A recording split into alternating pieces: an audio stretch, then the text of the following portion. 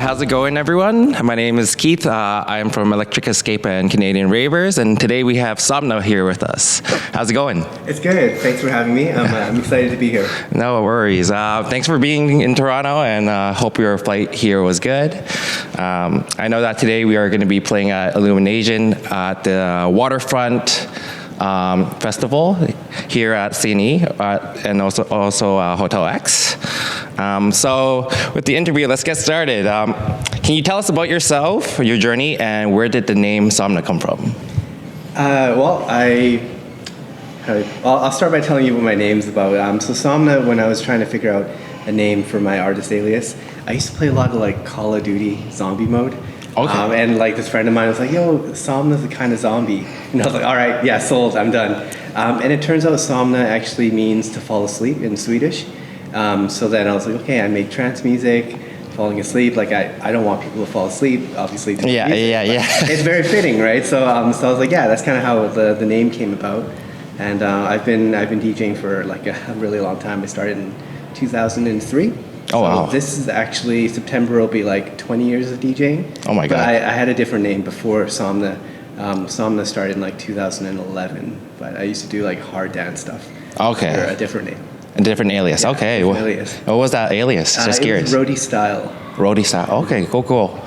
All right. So aside from that, you just released an album, Satellites, this year. Can you tell me more about the thought process when you were making it? Because I noticed that it's a complete different style than what you usually do, but I like it. So, and then I also noticed that Satellites is also one of the track's name, along with the album as well.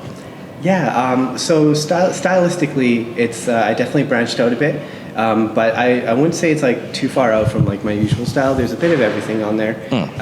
The more like progressive trance that I'm known for, some of the harder stuff, a little bit of bass music on there as well. Yeah. I love that kind of stuff, even though I'm not like a dubstep DJ or anything. I love all kinds of music. The album Satellites, I wrote that during the pandemic. And during that time, like when all touring stopped and like we were locked at home, I was like, oh crap, like what am I gonna do? So I started streaming on Twitch, and during that time, I like connected with a lot of different people, had a lot of people come to my stream and basically make like all these great connections. And so the name Satellites is kind of like my love letter to the fans that I met during that time when we were like locked in. It kind of represents like me beaming like my music to them, and then also like their love and support coming back. So like we're connecting by like satellites. That's kind of how it came. That is the sort of like ethos behind like the album title. I wrote it during that time, and it's my second album, so I'm just excited that it's finally out. Yeah, nice, congratulations. And I like how like you said that like all your beaming, that you're like, your passion through music. Like it makes sense with the satellite, it goes around the globe, and like you're beaming the music towards everybody. In your face. All right, cool. Okay, so you've been producing music for a while. How and when did you start getting into dance music? So I went to my first rave in like 2001. And it was like it was in Calgary, so I grew up in Calgary, and it was a New Year's rave, and my dad drove me to it, not knowing it was like a rave. Okay, yeah. He like dropped me off, and I'm like, yeah, I'm having a sleepover at my friend's place after. And then I left the event. It ended at like 6 a.m. and I like didn't know where I was because it was in the middle of nowhere. And I just started walking, and then I finally found like the train station. And then I like went straight home because I wasn't staying overnight, having a sleepover at a friend's place. I fell asleep, got home, and then my parents were like, why are you home so like early? And I was like, I don't remember what I said, but I came up with some like great excuse. And okay. So that's kind of when that's not when I discovered dance music, but that's my first like event that I went to. I think like maybe like a year or two before that, my friend was playing some like track called like I Can't Stop Raving by Dune. It's like a really old school track in his like Ford Taurus, and I'm like, I like this. Okay, nice. Thank God you didn't say I was doing the walk of shame to your parents. No, but there's been other times where like I got home, I like I was like throwing up and like, and my parents were, were you singing last night? And I was like, no, I was throwing up. And they're like, like in like Chinese to like daile. Sorry, yeah. And I'm like, I'm never drinking again. And my dad's like, yeah. My parents were super chill. Okay, that's nice. That's very good. Yeah. Okay, and just curious, at what moment did you believe that you made a mark in the industry? See, that's a tough one because like, I feel like I'm very fortunate and blessed to be able to share my music with people. Yeah, definitely. I think I don't want to be like, yeah, I've made my mark. I'm still trying to like, find my place in the world and share like what I'm passionate about.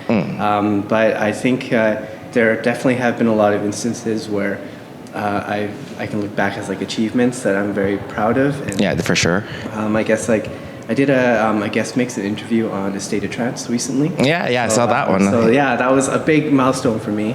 And before Somna, I actually, as a roadie style alias, also did a guest mix and interview on BBC Radio 1 when I used to live in the UK, which is like a whole different story. But that was also like a big like landmark thing for me as well too. But I'm just trying to do the best that I can, make good music, hope people like it, and just feeling very happy that I get to share it with people. Okay, that's very nice. I'm excited to see your set later, so Thanks. I'll be waiting. How's it being a label manager for AVA Recordings, a DJ and producer at the same time?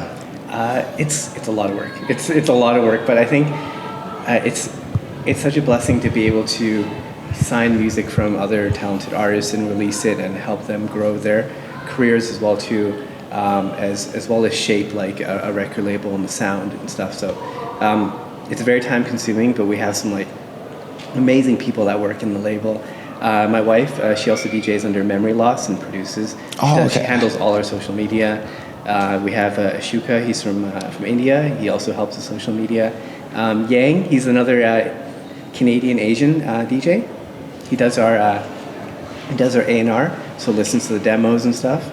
And then we also have LTN, his name's Louis, he's from Indonesia, and he runs our deeper labels, so like the deeper sounds. And then we have Artie from Poland, who runs our like uplifting sub-label.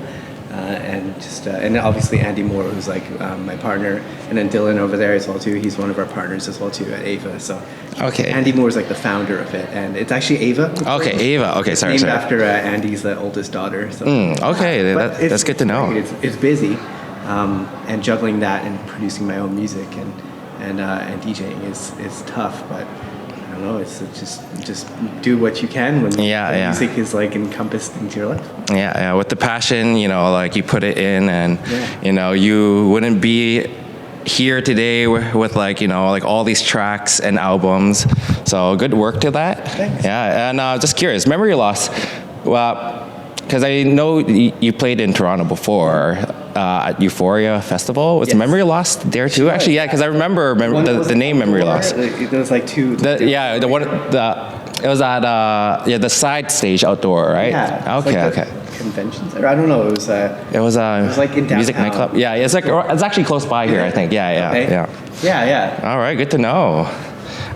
Okay, so aside from that.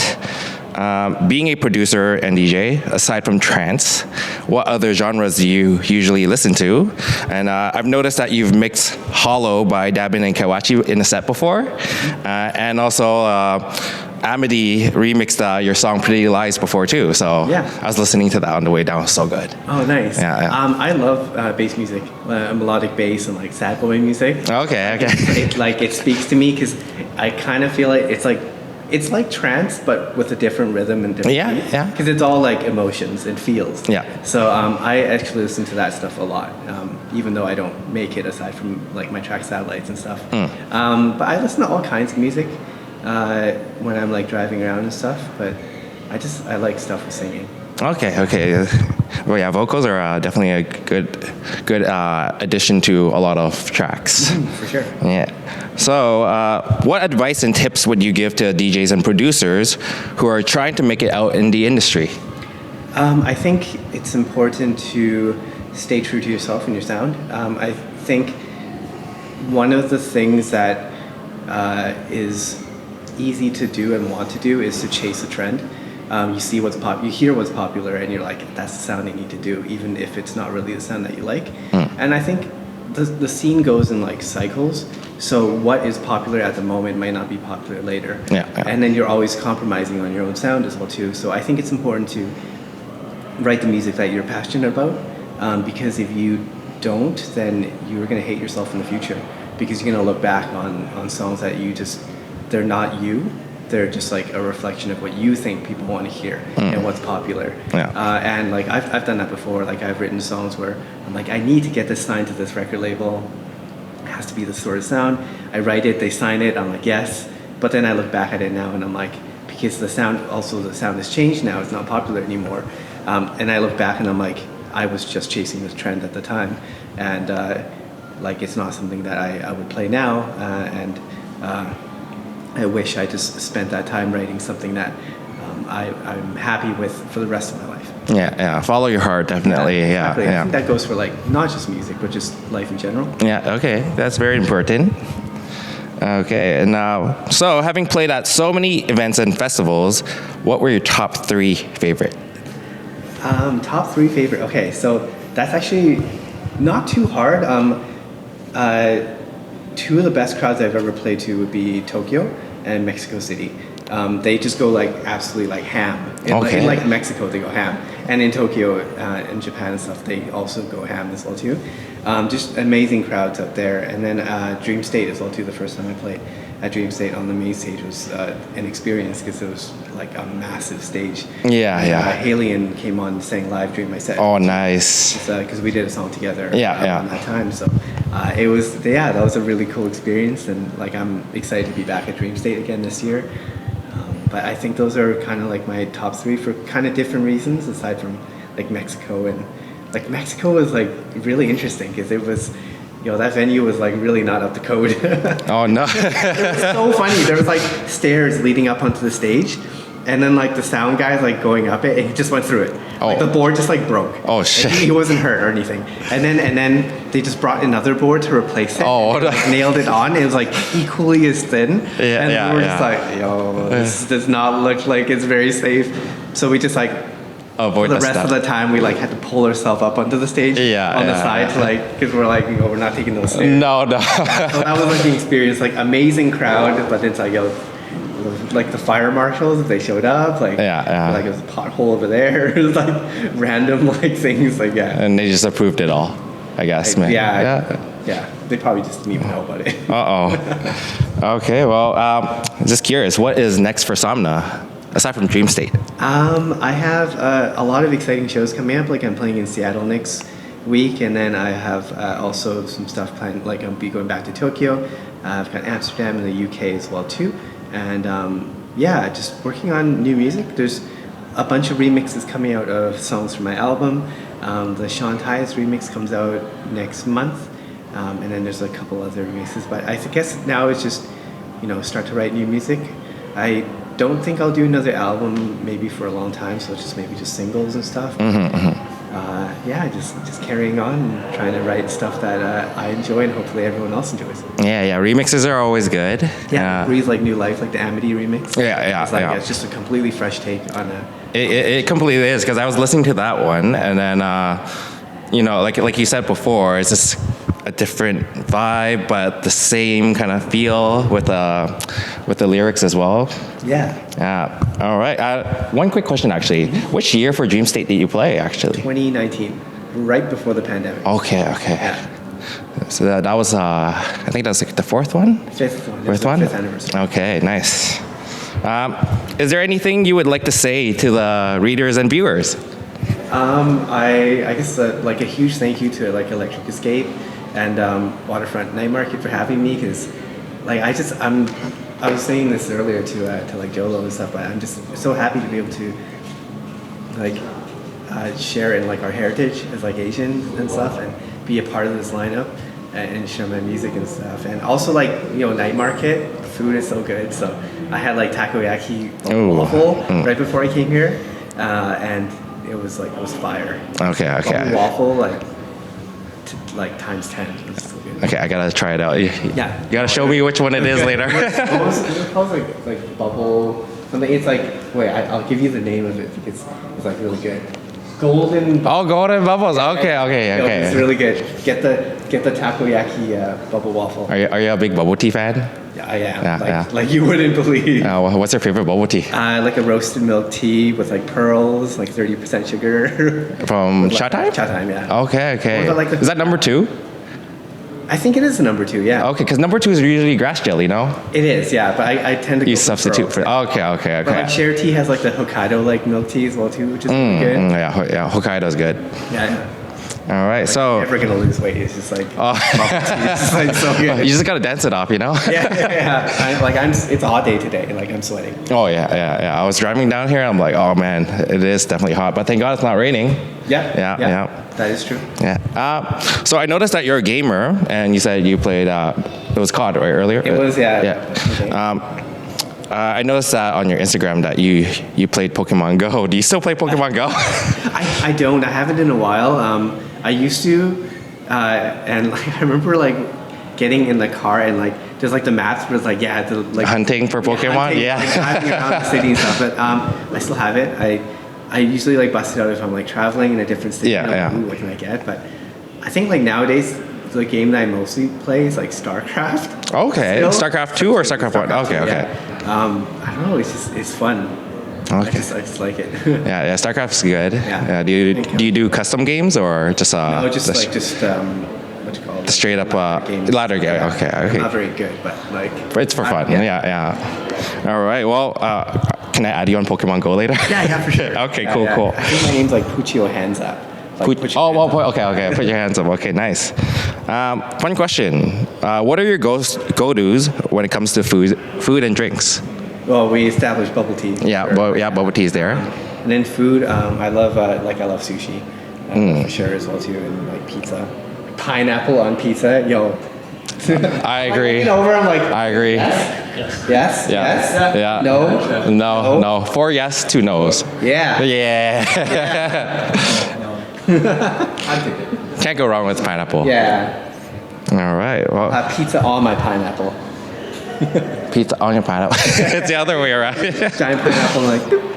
All right. Okay. So that was most of the questions, but we're gonna do a quick lightning round. Okay.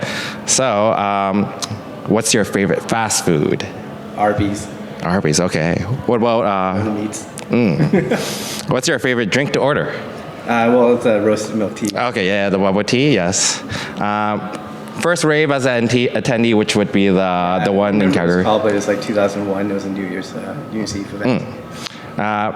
Favorite rave music festival, I guess it was like the Tokyo, Mexico, yeah. and Dream State. And Dream State. Okay. Favorite season of the year?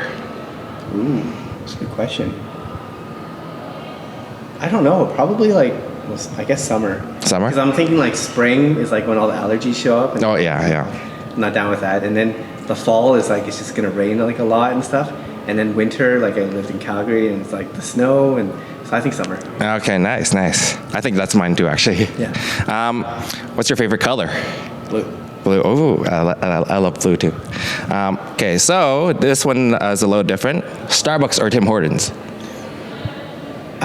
Tim Hortons, because they got that new like quenchers drink. It's like this blackberry yuzu. I'm like, this guy knows all these drinks. Blackberry yuzu quencher. It's like Okay, really good. I gotta try that out sometime. House or trance? I gotta go with trance. Yeah. Dubstep or drum and bass? Oh shit, that's a really tough one because I really love drum and bass. Okay, so I would say if it was like dubstep, like the rhythm or whatever, like the really hard hitting stuff, then drum bass. Okay. If it's like sad boy, like melodic, like bass, then I think it would be the melodic bass, like the Seven Lions. Kind of Yes, yeah. Okay, what about tech or psytrance? Tech, okay. Day or night? Night. Night? Okay, and the last one, cold or hot? Ooh, cold. Cold? Yeah. Okay, all right. Well, these are all the questions, and I'm grateful for you to be here for this interview today. Yeah, no problem. Yeah. To everyone watching, I hope you guys get to check out his set later at the Waterfront Night Market. what time are you playing today? It's 7:30 to 9. 7:30 to 9. So he's on for an hour and a half. Make sure you're there for the whole thing. And yeah, thank you so much. Oh, no problem. Thank you for having me. No worries. Thank you.